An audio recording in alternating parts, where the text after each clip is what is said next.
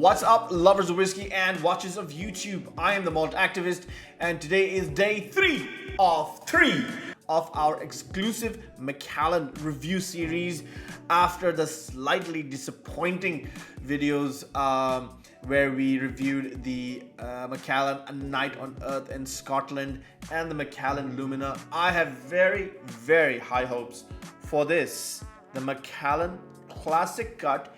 And not just any classic cut. No. I'm talking about the 2021 classic cut. 2021.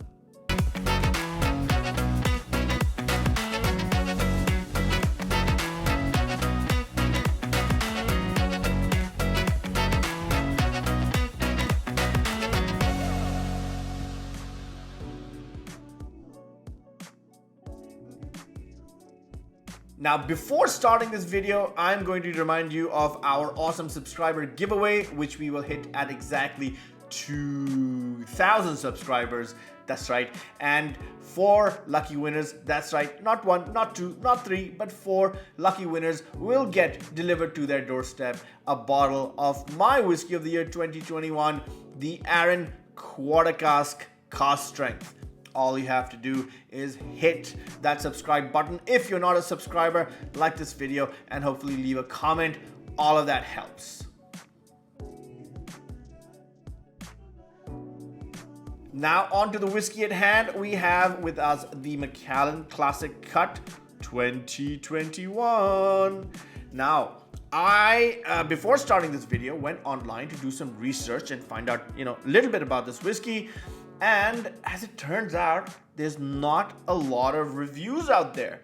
There's a bit of literature. I mean, it's available at different stores, but that's kind of it. No real review. And especially on YouTube, there is no review of that Classic Cut 2021. So it looks like we're one of the first. Woohoo! That's pretty cool. Now, before I get into the tasting of this whiskey, let me tell you one thing. I have not tried it yet.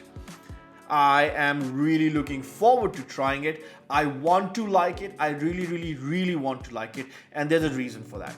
And the reason is, before I tell you the reason, let me tell you that all our videos are time-stamped. So at any point you want to skip this rambling, just hit that timestamp and get to whatever part of the video you want to. It's all well and good. No worries. By the way, my neighbor picked today to drill massive holes in his wall. So if you hear the sound of excessive drilling, please accept my apologies. But this video was too important to make and I couldn't wait for him to finish. So it is what it is. Now, the Macallan Classic Cut. Now, why am I so intrigued? I'll tell you something. The reason I drink whiskey today is because of Macallan, and not just any Macallan. The Macallan 10-year-old cask strength. I drank that whiskey about 13 or 14 years ago at a friend's house, not really knowing what Macallan was, not really knowing what cask strength meant.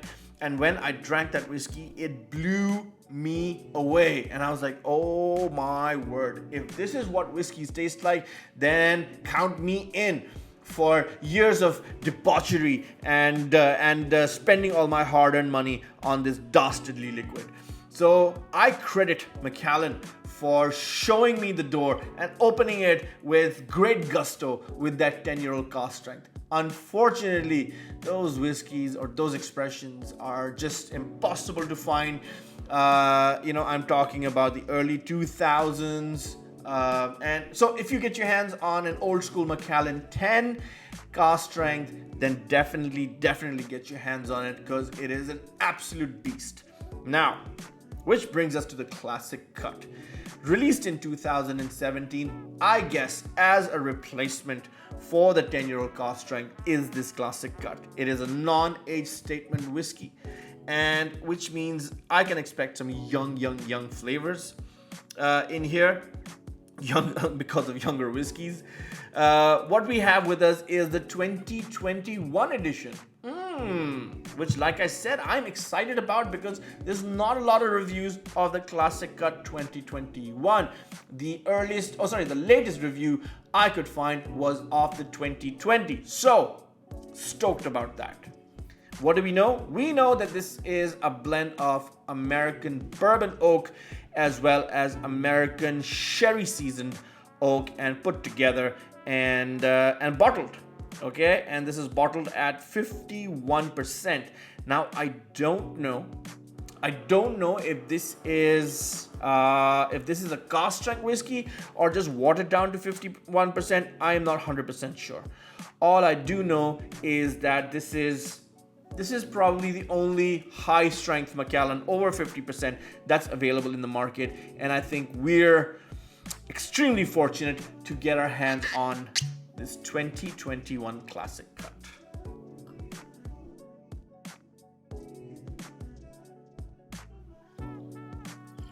Okay, super excited. Normally I will taste my whiskeys before the video, but this time I have not, because I want to capture everything in real time. So there you go. That's what it looks like. I believe it's not been colored. I do believe it might have been chill filtered. So if you know more than I do, please let me know in the comments below.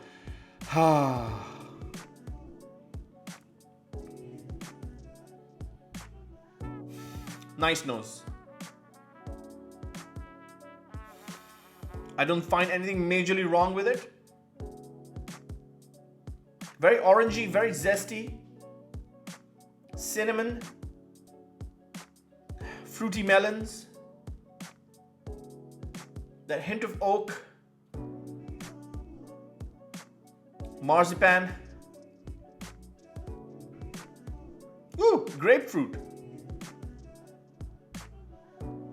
Candied ginger. Vanilla.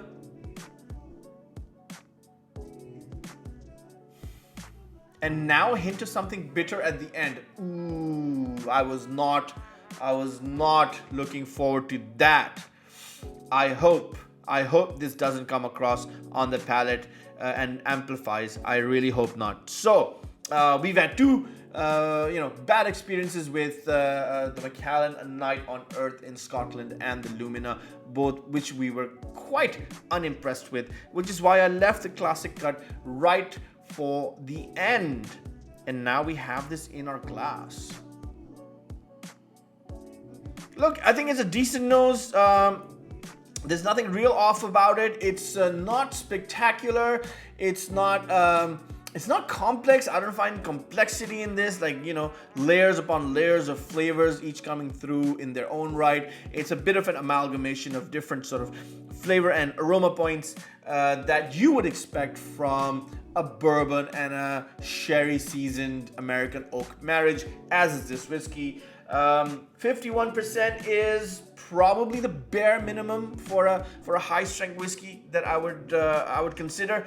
I like my high strength whiskeys to start from 54, 55, 56%. I think those are my benchmarks. So even if I add a couple of drops of water to it, they take water well. So with this 51%, I'm not 100% sure if water is really required. And frankly, I think I can kind of just drink the 51% without batting an eyelid. So it is what it is.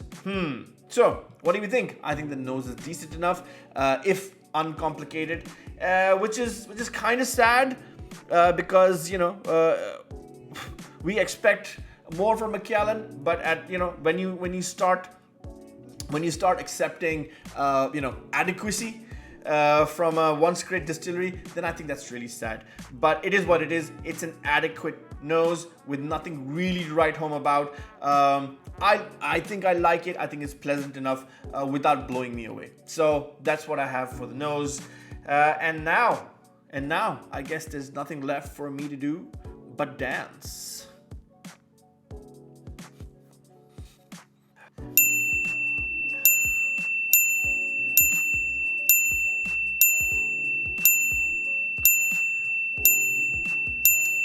Disappointing.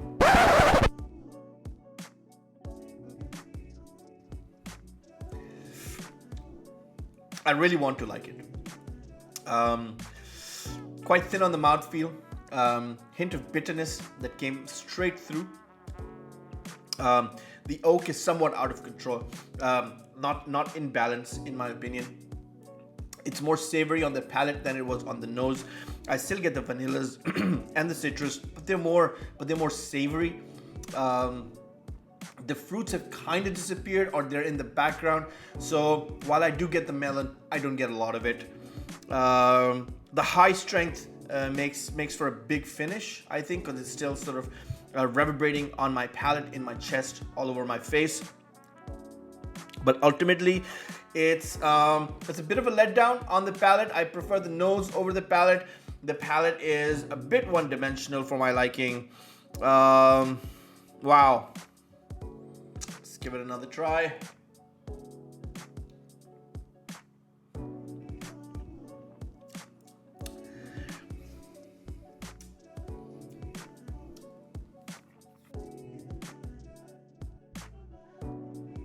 Yeah, this is a completely out of balance whiskey for me. It doesn't deliver what it promises on the nose. It's very bitter oak heavy, if you know what I mean. I wish for a lot more sweetness on the palate, which I don't get. Like I said, the fruits disappear, the candied ginger disappears, and what you have on the palate is a bit of an assault on the senses, not in a good way, just picking all the wrong flavors and amplifying them. And by that I mean the bitter oak and maybe an excess of white and black peppers, which I normally like in a whiskey, but I would have loved for it to be balanced out with the sweetness, with some fruitiness, with some confectionery, but that is not happening with this dram. Damn. Ay, ay, ay.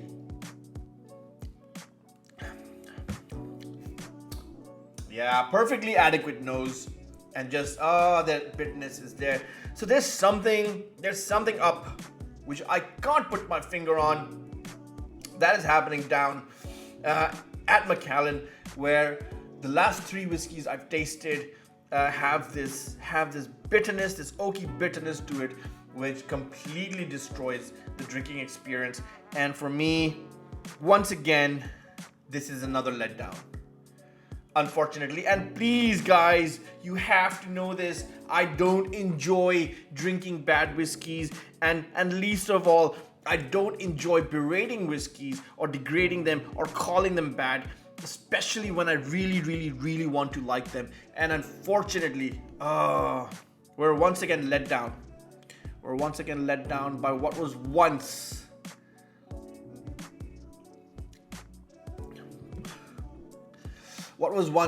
a legendary distillery, and it's sad that it succumbed to the bottom line, and that it chooses SKUs over quality bottlings. Unfortunately, I'm sure there's a lot of other expressions, quality expressions that are out there, and I'm talking about the 25-year, 30-year plus expressions, which unfortunately I cannot get my hands on. I can't even bottle split them because they're so damn expensive, and outrageously expensive. So, wow, I was really, really hoping that this would, this dram would redeem itself against the last two that we drunk. I was in Switzerland, I think, in 2019 with the family, and I found a small bar over there in Interlaken where I ordered the Classic Cut 2018, and again I was not very impressed.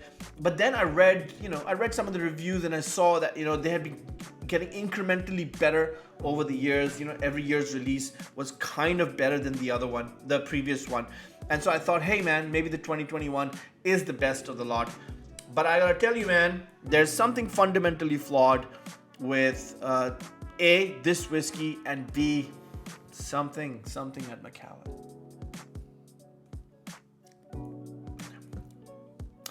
I'm not saying all the whiskeys that they're producing are bad.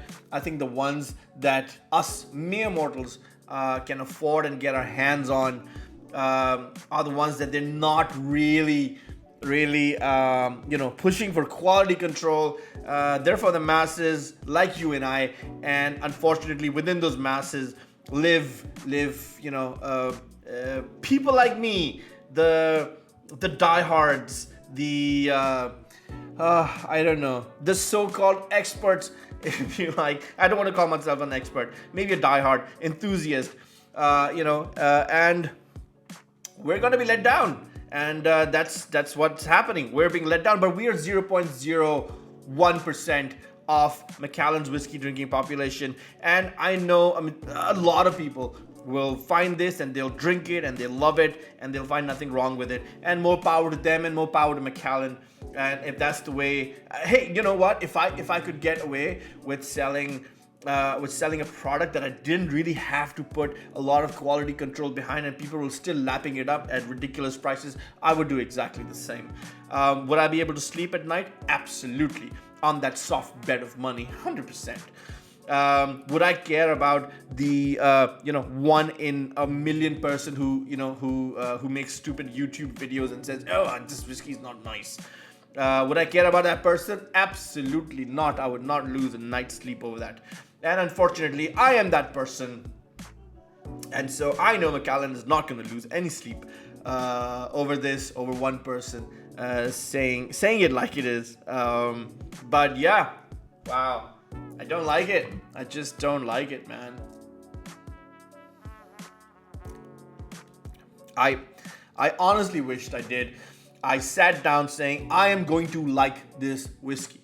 I'm going to drink it and I'm going to like it. I'm going to overlook the flaws and I'm going to like it. Because it has a close place in my heart, just a bottle, the color of that bottle and the color of that box and the packaging brings back so many good memories of when I drank that wonderful dram, the 10-year-old cask strength, many moons ago with friends in great company that opened my mind and my eyes to this world of exceptional whiskeys. And so it is with a tinge of sadness that I say, I think those days are gone. Those days are gone, and I want to drink good Macallans. I don't have the money to pay for good Macallans, unfortunately, and so I think this is it. This is it. This is the last Macallan I spend my money on ever, and which is a sad thing to say, because I think I've shut the door. I've shut the door on what Macallan can do for me, and I'm done. And I'm done spending my hard-earned money on expensive whiskeys that are barely average. And if it wasn't for my bottle split buddies, I wouldn't have bought this whiskey for like whatever 150, 170 pounds that we spent on it. Thanks to them, I was able to split it and get myself a dram or two to review for my channel. But that's actually the only thing I'm glad for. So another letdown, and an unfortunate one at that, because I really wanted to like it. I've got some comments in my previous videos about people who really did like it, and like I said, man, more power to you. And I wish I was in your shoes and I wish I would like it, but I personally don't. And that's okay. There's no judgment here, and I'm happy that you like it, and drink more of it, bro.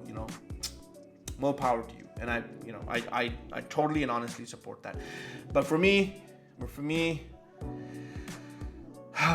I'm done, and I think I've shut the door on ever buying another Macallan again, unless my unless my crypto investment pays off and I go and buy Macallans that were bottled in the 70s and the 80s without having to mortgage my house. And maybe then I will make another video and say good things about Macallan. But till the day that happens, we're over.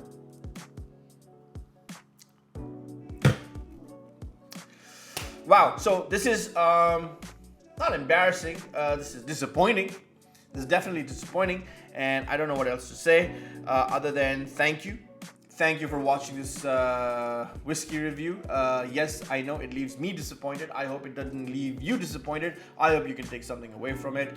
And yeah, so it is what it is, man. That's fine. I hold no grudges, and we're gonna end this video here. And what I'd like to let you know is that for our next video, I've got my hands on this awesome Eagle Rare. And I'm really stoked about reviewing this Kentucky straight bourbon whiskey with you guys for my next video. So thank you for joining me for this whiskey review. I'm the Malt Activist. Until next time, peace.